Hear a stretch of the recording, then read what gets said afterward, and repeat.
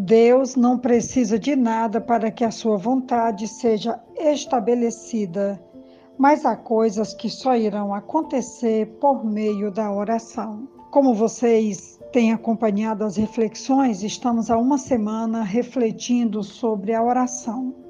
E como eu tenho dito, a Bíblia fala muito sobre oração. E hoje eu quero concluir essa semana com uma orientação que Jesus traz em Lucas capítulo 10, do versículo 1 ao versículo 3, que diz assim: Depois disso, o Senhor designou outros 72 e os enviou, 2 a 2, adiante dele, a todas as cidades e lugares para onde ele estava prestes a ir. E lhes disse: A colheita é grande, mas os trabalhadores são poucos. Portanto, peçam ao Senhor da colheita que mande trabalhadores para a sua colheita. Vão, eu os estou enviando como cordeiros entre lobos. Eu também gosto particularmente de uma tradução mais antiga, quando ele vai usar especialmente o versículo 2 e diz: E lhes fez a seguinte advertência: a seara é grande, mas os trabalhadores são poucos. Rogai, pois, ao Senhor da seara que mande trabalhadores para a sua seara.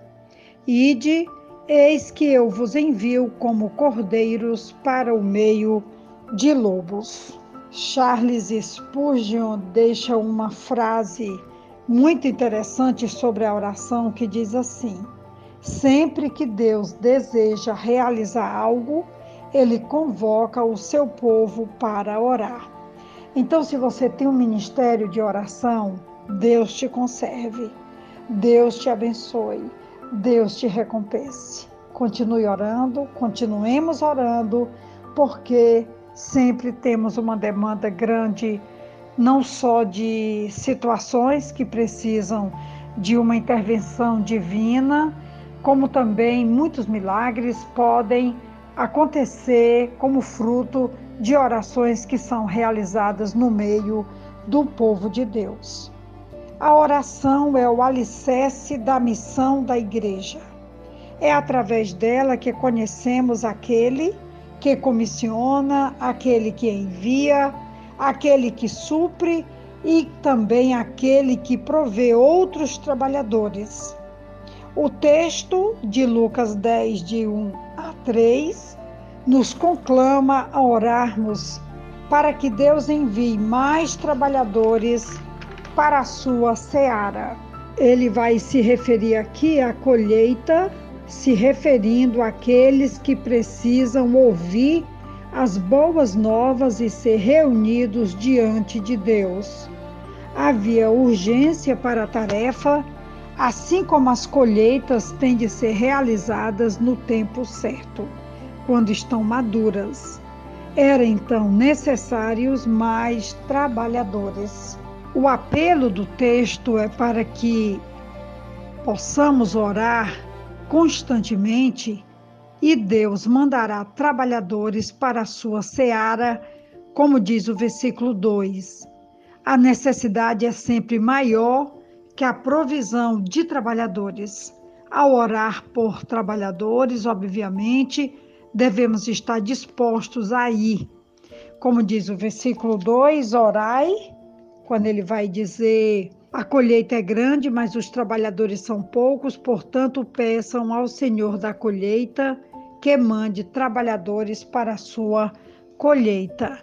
E no versículo 3 ele vai dizer: vão, eu os envio como cordeiros entre lobos. Então há um desafio para orarmos e também para nos dispormos a ir e a realizarmos também essa obra tão gloriosa que Jesus está conclamando os seus obreiros para estarem se dispondo a ir, porque é uma tarefa árdua, perigosa.